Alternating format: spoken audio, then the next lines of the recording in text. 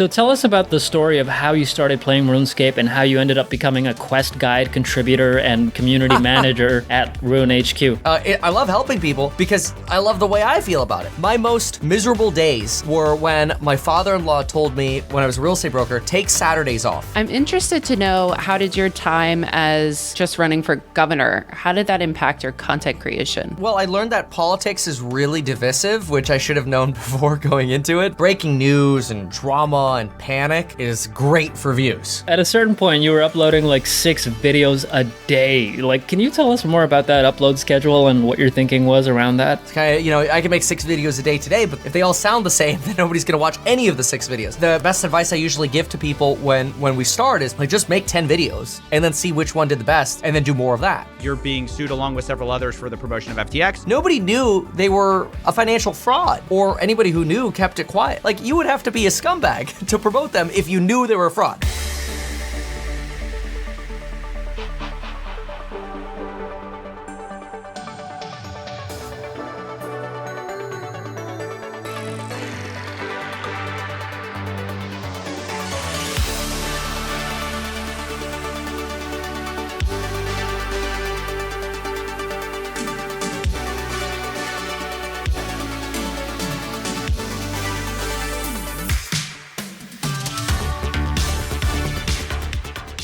Welcome to Inside the Creator Studio, an origin story podcast about the world's best video content creators. My name is Katie Kane. And my name is Mo Akif. On today's show, we have Kevin Paffrath from Meet Kevin, a finance YouTube channel with almost 2 million subscribers.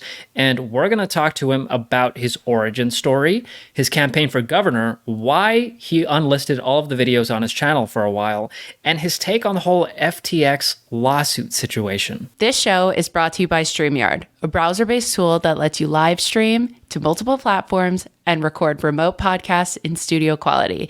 It's built for creators to make your job way easier. It's what we use to record this podcast. So, we are recording this episode less than a week before Christmas. So we're going right into the holidays. How do you feel? Tired.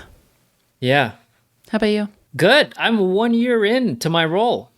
So that's right. That's awesome. Starting to reflect and stuff. Learned so much from like you and Joanne and Raiden and all the other people that we worked with throughout the year. And like, look at us, 1 year in, we have our podcast up and running. It's like being promoted everywhere. This is like really cool. And we're having huge YouTubers like Meet Kevin on our show. He's on this episode today. And it was a great conversation. It was really fun. He's so concise. I always feel like it's always good to have more questions than too little, but I've tried to find like a happy medium in how many questions we ask people. And it's so funny because we were coming up to like only a little bit more than halfway, and I was like, oh my God, we need more questions. How did we get to this point? And it's not out of like lack of interest. We just don't ever want to like come up with an amazing question and then have to cut it. But that's a bad feeling, so I could totally see why. Yeah, it's almost better to come. I mean, I do think more is more in this scenario, but yeah, I also do think that like so many great conversations come out of just speaking and not having anything prepared necessarily for the whole time. And in terms of behind the scenes, like you said, at some point we kind of ran out of questions and we started improvising, but I like that challenge as a podcaster because it's like, to be human is to listen and then ask like a follow-up question. So yeah, I think we handled it pretty well. And I also did not originally plan to ask him one of those tough questions about the lawsuit situation, but I'm really glad that I did and that he was transparent about the situation. Yeah. I think it's really great, like you said, to sort of see what happens out of the conversation. I think the best conversations that we've had haven't been planned. So it's great to not run out of material and ask everything you want to and have it be a full conversation. But I also really like just kind of scrambling to find a question, because not only does it, it's a great quality of the guest to just have great answers, be super concise and to the point, so you're not sort of lost in what they're saying, but also, I mean, we can expand on what we're thinking about. We can ask new questions. We can, I don't know, just like develop more than what we thought we were going to get to in the podcast. I think that's what's really fun about having an interview podcast is you have to be live and in the moment. Totally. Now, on to the show. So, Kevin Paffrath, welcome to the show. Thanks for having me. Yeah. And let's start our rapid fire question section. Go ahead, Mo. Okay, try your best to keep your answers short. Number one is, out of all the certifications that you have, which are you most proud of? Most proud of definitely are the last two that I just took, the Series 24 and 27. Probably of those, the 27 was the hardest. And these are supervisory exams for broker-dealers and securities. They're the hardest I've ever taken. And I've done licensed contracting, lending, real estate broker, financial advisor. Those, the supervisory ones and securities, that's tough. So it's no wonder people are like, whoa, there's so much regulation in finance. Oh yeah, it gets extreme at that end. So I'm pretty proud about that. I just passed 6 tests in 3 months, so that's an average of 1 every 2 weeks, and it's been a grind. And now I'm actually happy that I could sit down and focus on YouTube again, because that took my life. Wow, damn, congratulations. Now, Thank you. if RuneScape were real life, what job or jobs would you have? Oh, wow. You know, it's so funny. I didn't even expect RuneScape to come up, but I'm drinking coffee out of my RuneScape mug right here. Love it. That's funny. What job would I have? Well, you know, in RuneScape, I was always a big fan of, back before they had the Grand Exchange, the auction, I was a big fan of buying products from people. So I'd buy like coal ore and we'd consolidate it. And when you bought everybody's inventory, you could raise the prices and then you could sell it. We called it merchanting back then. And so you just stand out of the bank buying and selling. I'd probably do the same thing, which is very similar, I feel like, to finance. I think it's awesome. So probably that. That is so funny. What is your favorite StreamYard feature? Oh, so, well, there are a few things. Number one, and this election cycle is going to be crazy for this, for StreamYard, multi-streaming. Y'all just released the Instagram multi-streaming, but, like, frankly, being able to be on Twitch, Twitter, now X, YouTube, and IG all at the same time with one stream, that's a game changer. And this election season, I think there's probably starting, get into the primaries like March. I think every single day, I'm just gonna be sitting here live, multi-streaming everywhere, because there are going to be so many views around election and court drama with like Trump or otherwise. StreamYard is going to be the biggest tool ever. So by far, number one, the multicast is amazing. What is your number one content creation tip for new YouTubers? Yeah, the biggest thing is just make content. I think so many of us, we get so concerned with this idea of, well, what I have to say has to be perfect. And it's okay to stumble or make a mistake and say, oh, I didn't mean to say that, and just pick up and keep going. Because what happens is, when people are filming and then they pause and they retake, they pause and retake, it makes the process of filming so arduous that they end up then realizing like, wow, every time I make a video, it's so exhausting. Whereas it should be like, every time I make a video, it's so easy. That's how it should feel, and then you produce more content. So that's the biggest thing I could say is just get to posting and provide value. I mean, you don't want to post junk. It could be like, what I find, at least with my audience, it's different for different age groups, but my audience cares about the value, not the editing. And so if I stumble on a word or whatever, they don't really care. That might be different for like a 6-year-old where the attention span's a lot shorter, or they're not necessarily looking for value other than entertainment, and their attention span goes away. You don't have too many changes and edits, you might lose them, right? But that's a very different demo. My average age is like 35 on my channel. I have more people who are older than 55 watching my channel than I have younger than 24. Wow. Yeah. That's super interesting. We've also interviewed someone who works on how to have a better gaming YouTube channel. And it's so interesting because he was he would film for like an hour and then condense it really, really short. And you think of gamers. I think gamers also tend to sometimes have a really short attention span, depending on what is in front of them, maybe super long if they're playing. I mean, as a RuneScape player, probably. I know someone who plays for 8 hours a day, so I know that sort of attention span. It can vary between what it is, what you're focusing on. And if you get 2 TikToks out of an 8-hour day as a gamer, that's honestly probably good, because you could get, a million views on a 45-second TikTok or whatever, but you're streaming for 8 hours. And so absolutely, I mean, with gaming, people want the highlights. It's kind of like sports with the highlights. Yeah, exactly. Final rapid fire question. What's your number one personal finance tip for content creators? Finance tip for content creators.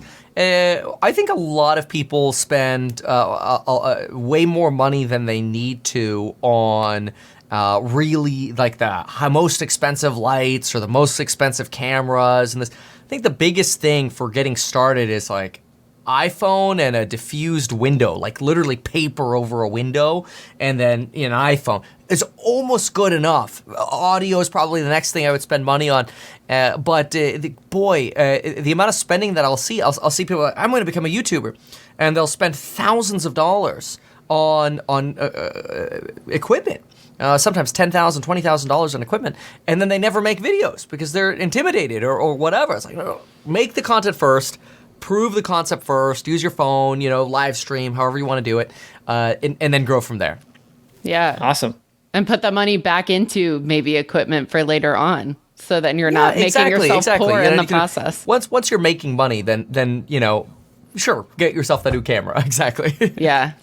Now, back to RuneScape for a minute. You talked about it as part of your origin story in one of your videos recently. First of all, can we get a close-up on that cup? Oh, nice. See if it'll focus. There it is. There Yeah, I got it. All right, there we go. Amazing. So tell us about the story of how you started playing RuneScape and how you ended up becoming a quest guide contributor and community manager at Rune HQ. Wow. Yeah, that goes back. For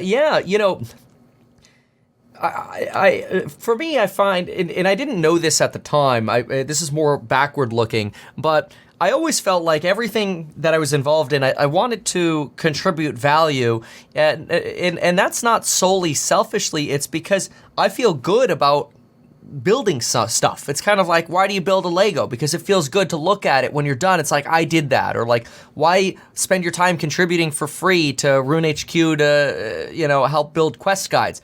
Because then when I look at the quest guide, I'm like, I helped build that quest guide. I was part of those are some of my most fond memories, remembering the first time this new quest comes out. I'm like, okay, that's not working. Let's try this, and trying to basically solve the puzzle and then help other people solve the puzzle.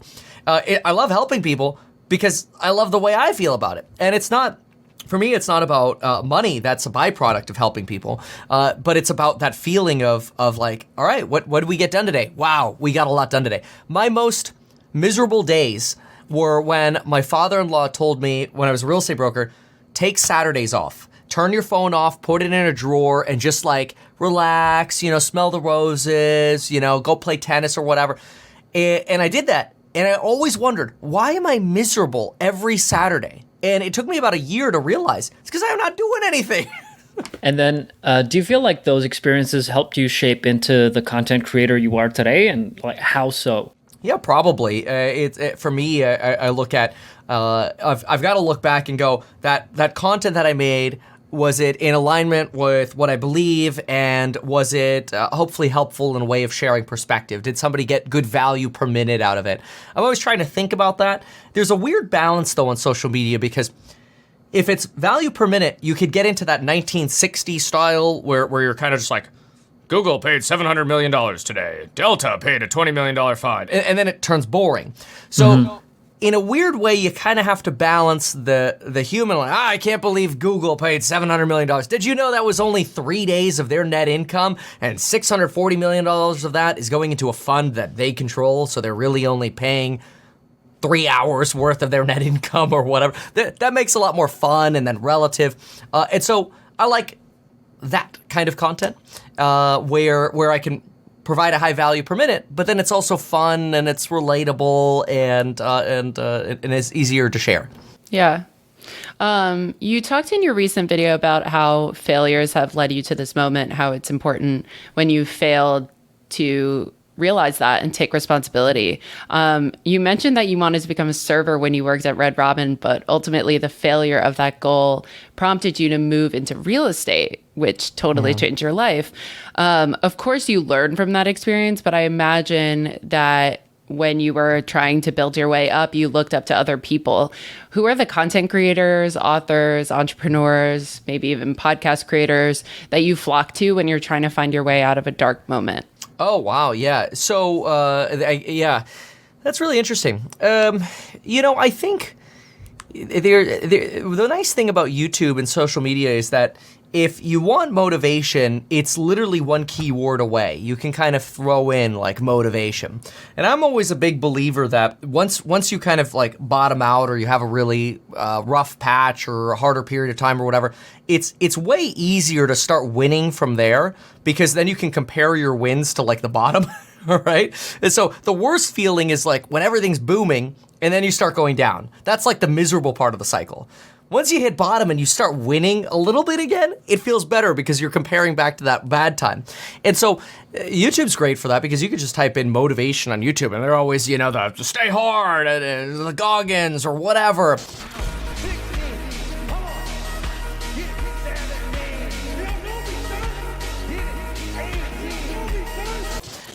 There are always these cut togethers. Really what did it for me was I was actually I don't know what I was doing. I think I was building Legos with my 5-year-old, and I don't even know why this came up, but it was just so weirdly timed because I was having a rough time and in business and YouTube, and Max was struggling with this piece, and I said, hey Max, why don't you take a break? And he didn't look at me. He just kept messing with the piece and said, Dad, never give up. And he was like chilling. It was so weird. Like, I don't even know where that came from. And I'm like, whoa, he's 5. So that hit me hard. That was pretty cool. That is so funny. It's such a deep thing for a 5-year-old to say. Just sort of like have the spirit that you needed come to you through your child. So that's so funny. Yep. Now, your channel went through a big revamp recently, and so for a while you privated all of your videos. What can you share about what prompted that, what you changed, and what the plan is moving forward? Yeah, a great question. So I've always been of this mindset for quite a very long time that I don't like multiple YouTube channels, mostly because I think, okay, if people want to see Meet Kevin content, they could just come to one place and watch it. And that worked well while everybody was interested in finance. And my vision on that was probably skewed by just the fact that you could post anything about finance and it did well, like during the pandemic, because the audience was huge relative to the audience today, which is kind of normalizing, right?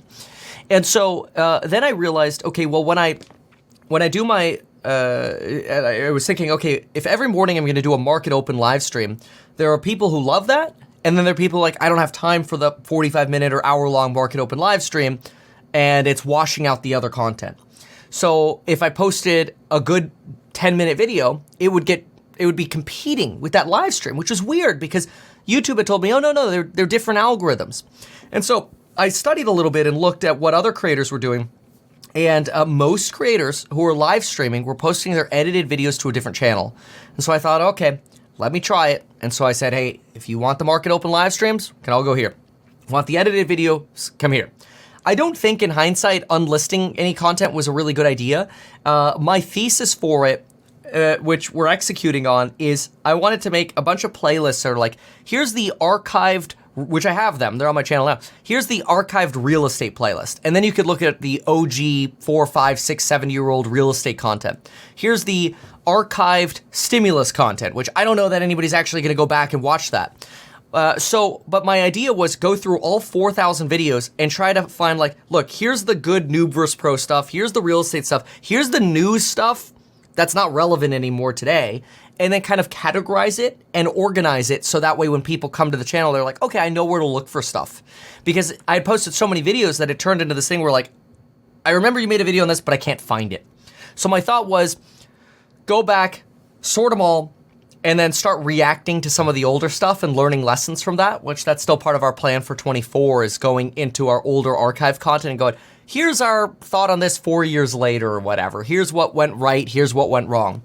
But unfortunately, that came across to the audience as like, oh, what are you trying to hide? Which wasn't the intention at all.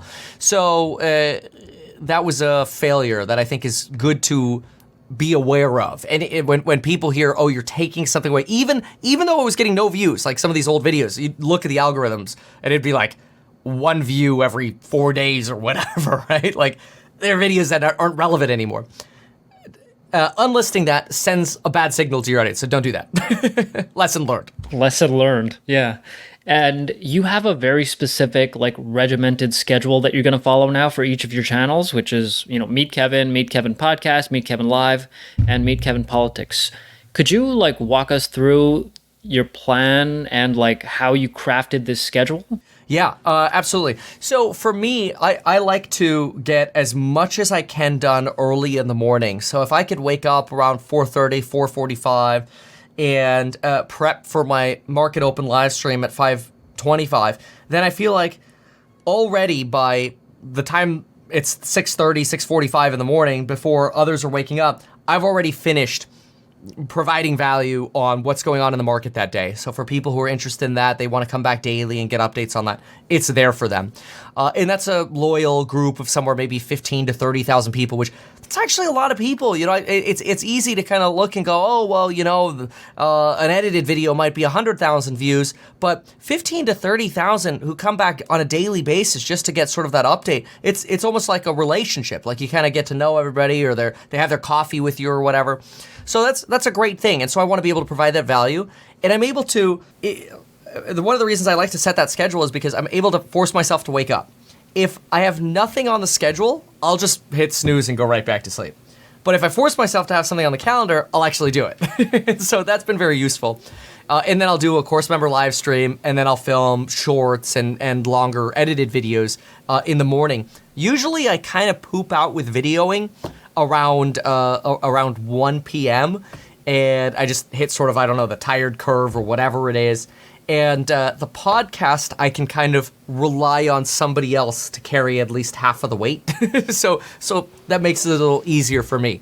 So that way, during a time I have less energy, I'm able to kind of put some of the weight on somebody else. So that helps. And then that really gives me this pure open window of time between 8 to really 4 p.m. to just focus on the various different businesses or content creation. Cool. Yeah, really appreciate the transparency. And your schedule reminds me of like a pro athlete's schedule. I don't know if that's like how you think about it yourself too now, but like, yeah, like as a content creator, you're way beyond the point where you're just like, oh, on this day I'll do this, on this day I'll do that. You're like down to the minutes and hours, like really specific. I find I just won't do it otherwise. If I have this idea of, oh yeah, I'll post one video a week. Well, okay, what video? When are you gonna film it?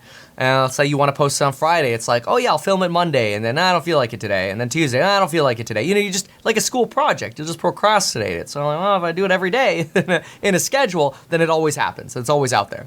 Yeah. I think people say the same thing about working out. I hear people say, oh, if I work out every single day, then like it's not that today can be my rest day, even if it's something small that I do. Because if you say I work out 4 or 5 times a week, then today can be your rest day. And then, yeah, maybe tomorrow will be your rest day. And then you keep going. So, yeah, and then you stop going completely. Exactly. Love that. I'm a big fan of sort of the daily workouts. Yeah.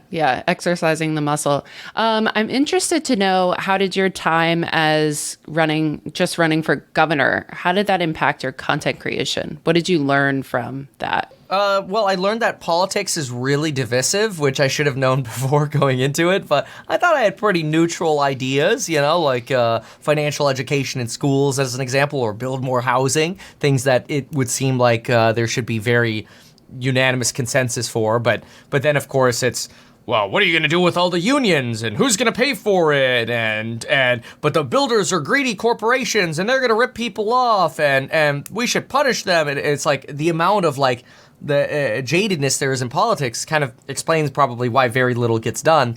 But yeah, it's probably something that I won't consider again, probably, for a 30-year mortgage is kind of the way I look at it. Like, let's have a 30-year mortgage gap in between ever considering that again. But it was great. I mean, we came in second place in recall candidates with almost 1 million votes or something like that in California. And I actually won in San Francisco, which they do need a lot of help. So Yeah.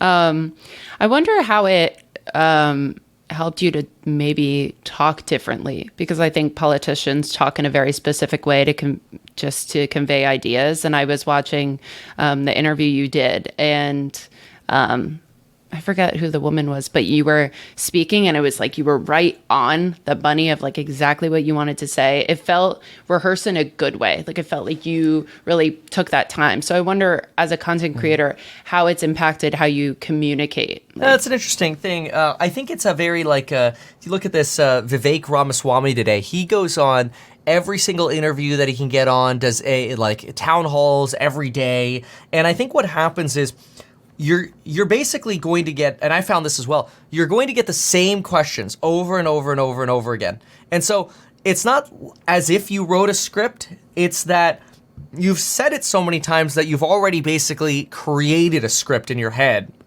And so you just get used to answering the same question over and over again, which is also true and useful in content creation, because if you go into, let's say, if I'm in a podcast, financial podcast, and somebody says, "Hey, Kevin, why is inflation actually going to be transitory?" I can sit here and talk for 30 minutes about exactly why I believe it's going to end up proving to be transitory, why I think mortgage rates will be 1.8% in 2033.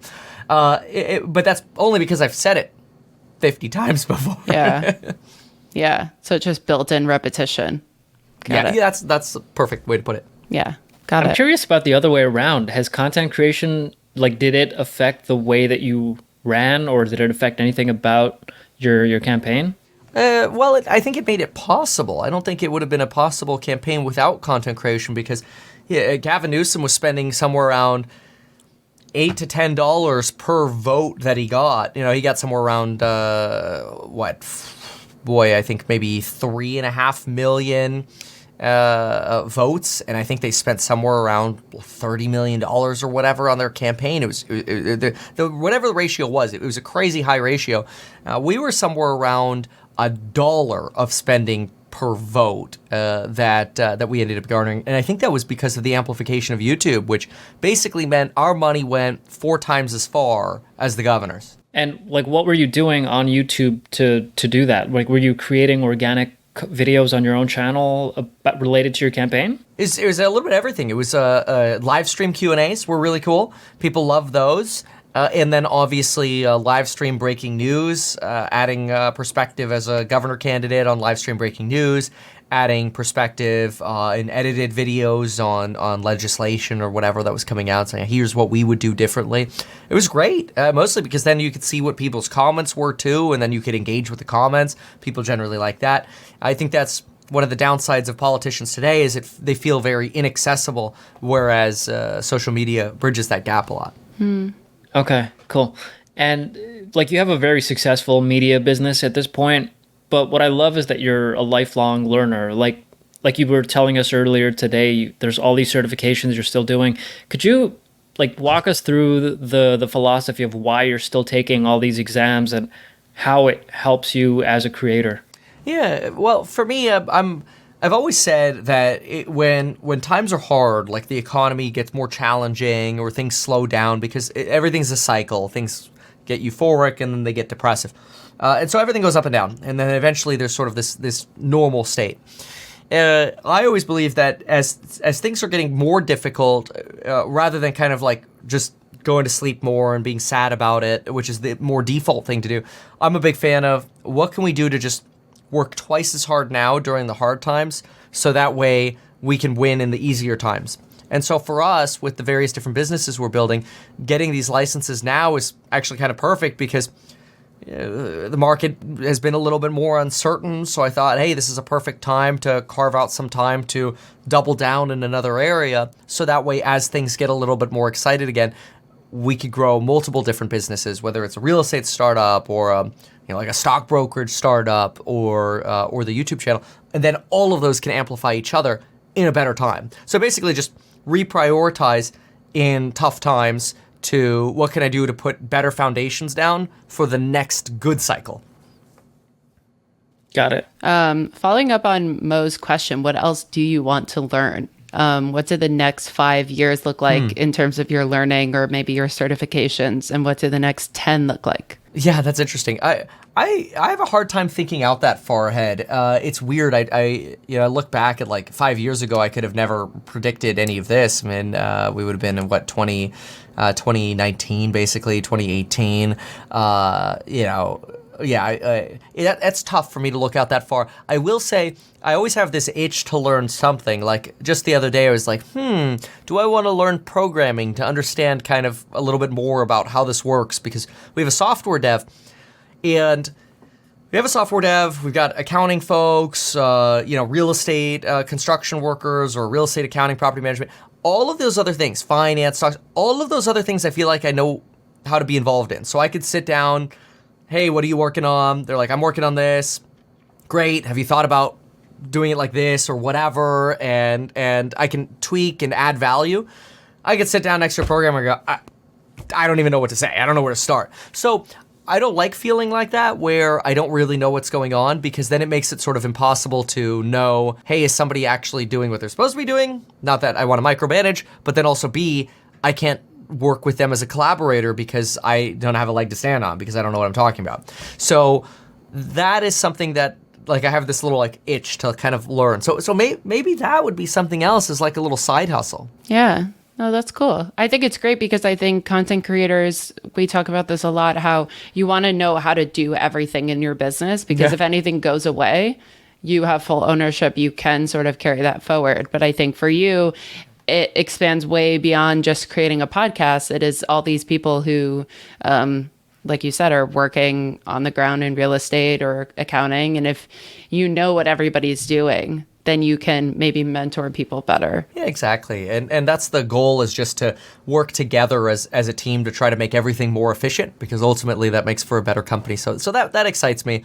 But I trying to think, it's sort of like, even just going back to the timing comment, this popped in my head. I was thinking, when's the best time to learn real estate if you wanted to be, let's say, a real estate agent, and then you wanted to make YouTube videos about real estate and the real estate market or whatever?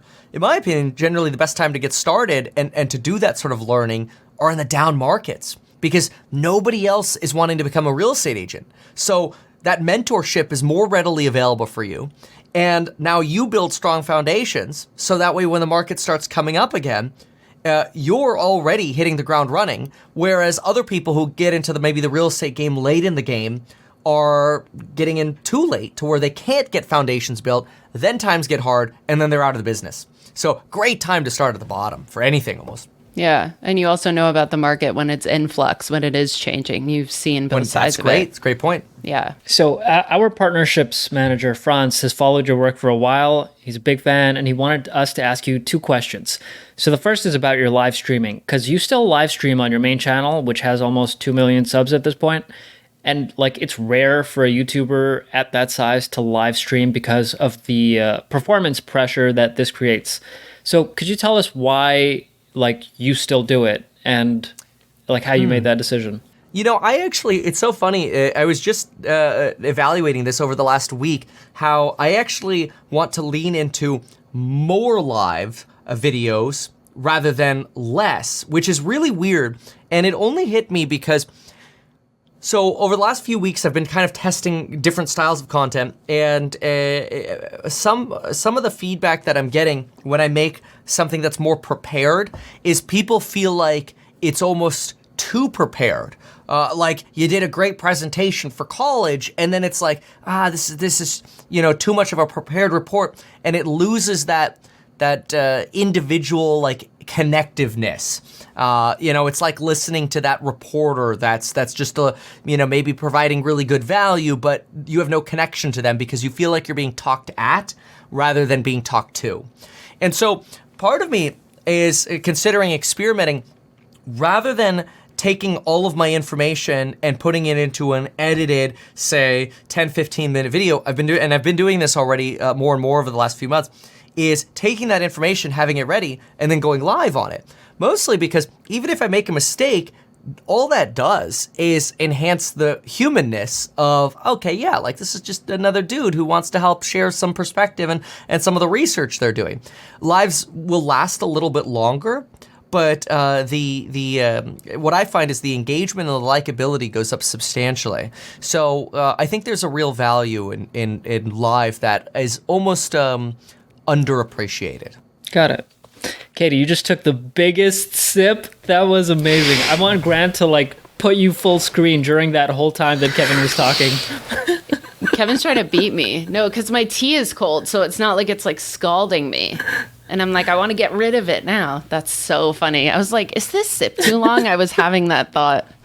You could tell Mo and I spent a lot of time together by the comments that we made. That's awesome. All right, so at a certain point, you were uploading like 6 videos a day. Like, can you tell us more about that upload schedule and what your thinking was around that? Yeah, it was great. I mean, it was a lot of work, but it was really entertaining because there was so much news and so much happening.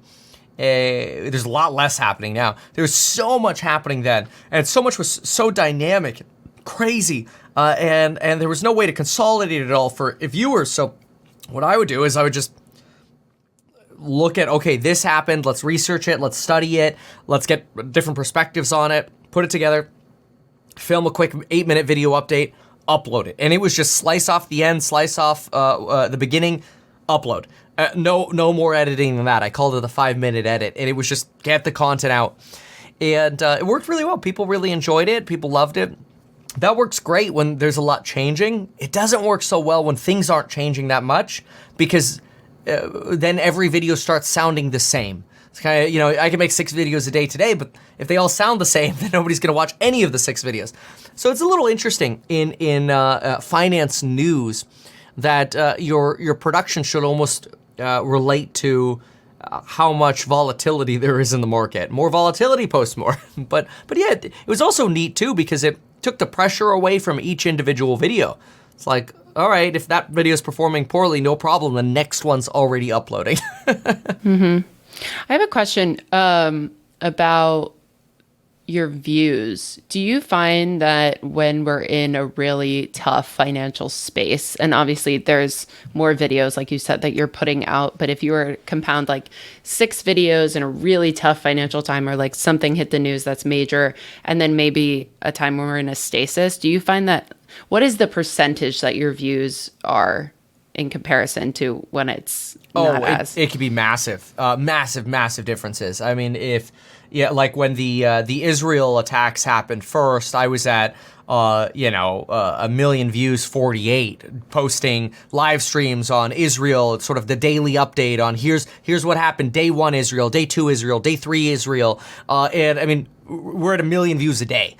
Yeah. It just covering all of the crazy things that are going on, where, it might be like 100 or 200,000 views a day as sort of just like more normal content. So breaking news and drama and panic is great for views. Yeah. Not that we want, obviously, drama and panic, because that could mean people are dying or the stock market's plummeting or some crisis is happening. But yeah, no, I mean, absolutely. There's a huge link between those two things. Yeah. I think I asked because, I mean, you have such a big platform, and for someone who maybe has a smaller platform but is sort of following a similar schedule, I wonder what that difference is like. And also, I think if so much is happening, it's easy for videos to get lost as well. I mean, if you're posting 1 million videos on what's happening in Israel, but then there's a bunch of other people doing the same way, how does that affect views? I mean, I guess it's situation to situation, but... It is, yeah, and there certainly has become more competition. After COVID, a lot more people, I feel like, are posting finance content, for example, than did before. But, that's also cyclical as well, mostly because... you'll go through a period of euphoria, and this is kind of what I expect to happen. You go through this period of euphoria, everybody wants to be a finance YouTuber. The few finance YouTubers who are already there, who built the foundations before, they do really well. Knock on wood, fortunately, we were able to be part of that. So they do really well because there's little competition. You are the finance news. And then everybody gets into being a finance YouTuber. So at the same time as finance YouTube slows down, now there's saturation, there's less revenue to be earned by everybody. And so slowly you start finding creators pull back from the finance space. And then that just means, hey, who's building the foundations for the next cycle, basically. I wonder in the content creation space, because we were talking about this when you were talking about real estate, almost like building the foundation before the industry goes through a surge. What do you think that looks like for, say, a finance YouTuber? How do you build the foundation maybe when we're in a time of flux? What does that look like to you? It's just it's a lot of patience. I think a lot of patience, knowing that there's only so much you can do with the quote unquote algorithm, which the algorithm is really just people. It's a software that's trying to give people value they want and value they're going to stay on for a longer period of time. And as the content you're covering grows, you'll get more views. So for example, Cybertruck becomes really popular because it starts having deliveries. Of course, your audience size is going to be a lot larger than if you're just talking about, let's say, another Tesla update on a day-to-day basis. But as an example, the Tesla niche is great. So somebody who is building foundations today on Tesla stock would probably do exceptionally well if, let's say, Tesla stock had a large rally over the next 2 years. That would just be sort of a tailwind, as then all of a sudden the audience would grow. And now you're growing an audience on something that's expanding. So that's what I would probably do. So some topics I'd consider now would be, I mean, it could be real estate, it could be crypto, it could be Tesla. Like if you wanted to every day, it's actually not a bad idea. It's somewhat along the lines of what we're thinking for 2024, is you have a little checklist. And every single day, you write on your checklist, I've got my crypto video, that's gonna come out. Then I've got my Tesla video that's gonna come out. Then we'll have our, Fed commentary video that's coming out. And then whatever, financial news of the day, like, oh, there's an oil crisis over here because there are some attacks or whatever. So maybe your general bucket. So now you have 4 things. You could add value to that discussion every single day. So then it just becomes, are you consistent in that? And then if you prove that consistency during the downtime, people come back every time, especially when one of those sectors blows up. So if you're posting every single day on crypto, and then all of a sudden one of the things you're covering blows up, well, you're already seen as that crypto expert. Quick follow-up just on how that psychology works. I'd never sold a single house in my career, but what I did is I went to this one neighborhood when I was a brand new agent, and I would distribute flyers. And I would go, your neighborhood realtor. And I'd leave them at every door, and I'd wave to people. I'd be the guy with the suit walking around like, hey, happy to be here, pass around my flyers, call me if you need to sell your condo or whatever, your townhouse. And I did that for like 3 months. And then the 4th month I go to pass out the flyers, this guy comes out of his apartment and he's like, oh, hey, it's Kevin, the neighborhood realtor. What's up, man? And I'm like, wow, and I didn't say this obviously, but I'm like, I've never sold a single thing in my life. But it was just showing up. It was just being consistent. So, yeah, or something to recognize, something catchy, exciting, different. Yeah. So besides YouTube, where else are you like creating some form of content? I know you're on X. I know you have a website called eHack. Like, what else are you doing? And could you like tell us how you're thinking about your strategy as a whole? Yeah, I mean, I think it's challenging because you almost kind of have to, and it becomes dilutive, but you almost feel like you have to grow a little bit in all directions, so that way, whichever does best, you can do more of. And so, in a slower period of time, my view is diversify to all as much as you can. So, hey, we're gonna post shorts on, say, TikTok and Instagram and YouTube Shorts. Then we're gonna do our YouTube lives and have our foundation of our market open live streams and our course member lives. Then we're gonna do these various finance topics at a day. Then can we get a daily tweet out? And so I think one of the best things to do is have a good checklist where every single day you're going to provide value on each one of those topics, and then let the market decide. If the market's saying, wow, you're getting 10,000 views on the crypto video, 10,000 views on the Tesla video, 10,000 views on the Fed video, and 1,000 views on the oil news video. Well, then maybe if you do that for a month in a row, you're like, you know what, we're gonna kill the oil news video and we're gonna try something else. And sort of let the market tell you what to make more of. The best advice I usually give to people when we start is, like, just make 10 videos and then see which one did the best and then do more of that. eHack is sort of another it's ehack.com. It's our MVP for an app that we want to make. And really, it's just minimally viable product. What can we just want to dump our research onto there. So it's just here's data separated by our opinions with little emojis to separate which is which, ehack.com. And we update it every single day with what we're researching or studying or whatever. And it's really just a test to see, are people going to come back to that without having to pitch it every day? Do people like it? What do people not like? If nobody likes it, I'm not going to spend the money to build an app on it. If I keep getting comments every day of people saying, I love this, please do more of this, can you address this, can you do this, can you do that, and can you expand what it is, then I know I'm in the right direction. And so that way, you can actually market test very inexpensively without having to blow a lot of money hoping it'll work. I think that's a big downside in entrepreneurship is sometimes people will run a business and they'll say, well, this has to work. It's the best business ever, but then they're not getting any clients. Well, sometimes that's a sign the market's telling you the market doesn't actually want what you're providing. And so as painful as that can be, it's really important to do what the market wants. Got it. One more question I have for you is about the video that CoffeeZilla made, the one about the lawsuit that some people are putting up against content creators for the FTX situation, I believe. Yep. And one thing I really respect is that you responded to that video. You're being sued along with several others for the promotion of FTX. Do you think you should be liable? What are your thoughts?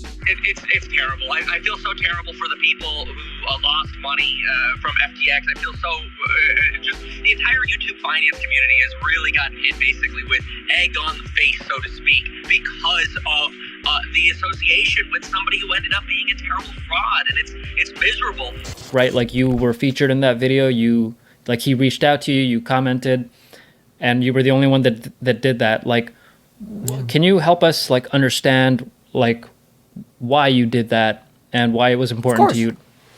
Yeah, look, I mean, everybody's human. Mistakes are going to be made. And so I'm a big fan of looking at a situation like FTX, which is now obviously a bank, in case somebody doesn't know, I think everybody knows, a bankrupt crypto firm. Here's a company that basically was like, hey, can we sponsor Taylor Swift, who signed an agreement with FTX, but she lucked out in that they never actually ended up running ads. But the NFL is sponsored by them. Referees are sponsored by them. Movie actors are sponsored by them. YouTubers are sponsored by them. And here's a platform that I actually found really good in that they integrated TradingView into their platform. Like, this is great. This is a great product. Nobody knew they were a financial fraud, or anybody who knew kept it quiet. So unfortunately, as content creators, we get the slap in the face when they go bankrupt, which makes sense because it's kind of like, hey, you promoted them. I'm like, oh, we did promote them. Did we know they were a fraud? Of course not, because then we wouldn't have promoted them. Like, you would have to be a scumbag to promote them if you knew they were a fraud. So by virtue of having promoted them, it should be clear enough that a reasonable person wouldn't promote something that they knew was a fraud. Unfortunately, that's just, I call it just like a scar. You know, when I was 7 years old, I climbed up after getting off a wave runner onto a hot dog boat. There's a boat where they sell hot dogs and hamburgers. I climb up and there's a little piece of metal sticking out of the ladder and it just gashes my knee. I still today have that scar on my knee. And I look at the same thing as with FTX. It's like, I didn't know that piece of metal was there. I didn't know they were fraud. But I still got the injury, and so I have to live with it, and I have to live with the scar. And I think the best thing to do about that is just say, look, what can we do from a situation like that to try to mitigate that from happening in the future, or just outright prevent that from happening again in the future? Or what can we as a whole learn to ever prevent exposure to that at all? And I think the best way to try to learn that is just being open and honest about it. Like, we didn't know. Could we have known? Maybe, but probably not. It's a private company, no public financials. So it's tough, but it definitely does say, you know, maybe stay away from unregulated industries, which I think that's probably a good lesson. You know, now I'm like crazy regulated, as in like Series 7 licensed. I mean, my license 7, 24, 14, 27, 65, 60, it's insane the amount of license I have now.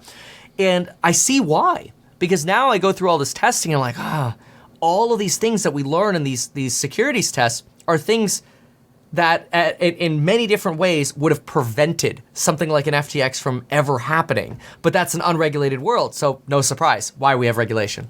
Yeah, that makes sense. And it also like surprised me when I realized Tom Brady and Larry David were both like in commercials for them too. Yep. Yeah, it's like no one really truly knows what they're getting themselves into, and crypto is so, I don't know, I guess it's so new to us. It's something that we're still trying to figure out how to regulate. And I think that's why there's so much excitement about like the Bitcoin ETF now, because it really will, ETFs have to be registered by the SEC, and the SEC has to have full transparency over where all of that money is in these ETFs. And so I think it'll do a lot of cleanup, so to speak, in crypto, which is actually a great thing. Yeah. Totally. I'm Yeah. in Canada and we have one, and like I have some, not financial advice by any means, but yeah, it is super nice to be able to have something that's regulated for this otherwise unregulated industry. Completely agree. Yeah, it's got to come out here. My wife's half Canadian, so we love Canada. Yeah. And I think finances are something that's so top of mind for people right now. And it's such a precarious situation. Like, you want to make sure you can provide for your kids. I mean, like, our generation is constantly like, oh my God, like we can't buy a house, et cetera, et cetera. So it is something that's really important and top of mind for people. So you want to feel like your money is guaranteed and safe. I want to ask what advice you would give to people who find themselves in a similar situation that you were in, maybe failing to reach the next level at their current job, like when you talked about not becoming a server at Red Robin, other than just accepting failure. How do you pivot? What resources did you take advantage of? Do you follow your interests, take advantage of whatever opportunities are offered to you, move into content creation, I guess? What do you think? Well, usually the beautiful thing about the world that we're in is it doesn't have to usually be an either or. It could be both and then. So as an example, when I first started becoming a real estate agent while I was working at Red Robin, I studied to get my real estate license while I was working at Red Robin. And my thesis was, hey, well, I'll just keep making money at Red Robin to build up a war chest so that I could sell real estate. And I could potentially even use that as leverage to try to make more money at Red Robin. That's an example. Or just like maybe a more relevant to content creation example would be in 2017, I was selling a lot of real estate. We were doing really well. And I thought, I'm going to throw a video on YouTube about some of my perspective on real estate. I wasn't going to quit what I was doing in real estate for YouTube. Certainly not, at least until the income from YouTube outpaced what I was making in real estate. And so once that happened, where I was making more money from YouTube with less effort than in real estate, that's when I started deciding, okay, does it make sense to flip? So I think the money can kind of drive you. If I was in 2017 and I made YouTube videos and nobody watched them and I made $0, I probably would have never become a YouTuber because I would have never jumped over to it. Mostly because I, figure let the market tell me if I'm going in the right direction. Yeah, similar to what you were saying with videos, I guess. Like, you really sort of have to see what people respond to. Yeah, that's the thing. It's like if you make 10 videos and you think they're really good and you've put a lot of effort into them and you've done your best and they're not engaging, they're not working, then maybe you scale back and say, okay, well, maybe I'll do one video a week as opposed to one video a day or whatever. And you do that for 6 months. If nothing catches on, then maybe that's the sign that something else is a better choice. But if you do 10 videos and one of them catches on, and then you're like, okay, I'm going to make a video on my top 2 topics every day for the next week, and you start seeing growth, then do more of that. Can you shine the spotlight on a creator that you enjoy watching? Oh, interesting. Let's see. Who would I pick? I think, and a lot of people might point him out. I really like Marquez Brownlee in tech. And one of the reasons is he has this magic of being able to talk to the camera and really make it feel like he's talking to you just as a friend at a bar or restaurant or whatever it would be. And that is very difficult. It's something that's what we talked about earlier that I struggle with as well, where it's like sometimes if I have a produced video, I lose that I'm talking to a friend, and it feels like you're talking at the camera rather than to a friend. He is a master at making you feel like he's always there, sharing his perspective with you, and it's brilliant. So absolutely him.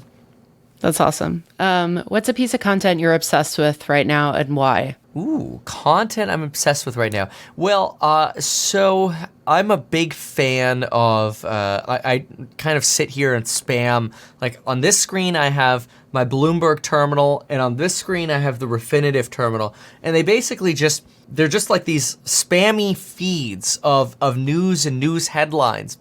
And what I'm obsessed with is when I'm sitting here, I'll see like a red bar come across anytime there's breaking news. They call it scrolling news. For example, right now they have Brazil's credit rating got increased by the S&P 500. Okay, big deal. I'm not gonna make content on that, but it's still a red bar across the screen, and I'm obsessed with this minute by minute news, and so I'm flanked by these two screens with just this, and I love it because I'm like, what's gonna happen in the next minute? You never know. And then it's like, I'm ready to go live any minute. Like after I record this, 37 minutes ago, the Wall Street Journal covered a piece on US warships going to help secure the Red Sea, which is exactly what I thought they would do. Because yesterday, and I'm not trying to pat myself on the back, but I'm excited about it. That's more what I'm trying to say is yesterday, I'm like, I don't think this is gonna be that bad because I think probably you're going to see the Biden admin send as much military power as they can over there to secure that area because they don't want another supply crisis on their hands. And now it's happening. So now I'm like, I want to go live on that. So I'm going to do that after this. Yeah. No, that's really cool. I don't know if this is feasible for you, but are you able to like turn your camera and show us what your view looks like of those screens? Yeah. I just need to join the StreamYard link for my phone. So let me mute this for a second. Cool, so it thanks. doesn't echo weird. And you're going to get another background join here. If you can just oh, there's a StreamYard app now. No way. It's a guest app. No way. That's very interesting because it used to just join through the browser. So I'm going to download that really quick. That's really cool. Okay, so that way when I join like a Zoom link, basically, it goes here. See, I'd rather use StreamYard any day long than over Zoom. I can't stand Zoom. So, all right. Let's give that a shot. Okay. So, newsfeed. Wow. And then I could put, the journal right here. And then stocks, StreamYard coffee mug next to the Runescape coffee mug. And then Refinitiv terminal. Wow. Next to my sparkling water over there. So, yeah. And a little switcher over here. Yeah. Amazing. There we go. Live demo. Love it. That's so funny. Yeah, that's a stacked setup. I would be like constantly like this. So distracted. The cool thing is the red bars, they're really obvious. So it makes it a little easier. Yeah. Any final words that you want to leave the audience with? I think the most important thing is every single day thinking about how can we make the next day better. And today as productive as possible. I think it's very easy to get caught into sort of a pessimistic doom loop of, everything's rigged, it's all gonna get worse. That's very easy, and there are a lot of friends you could make in that negative doom loop, and it's really bad and depressive.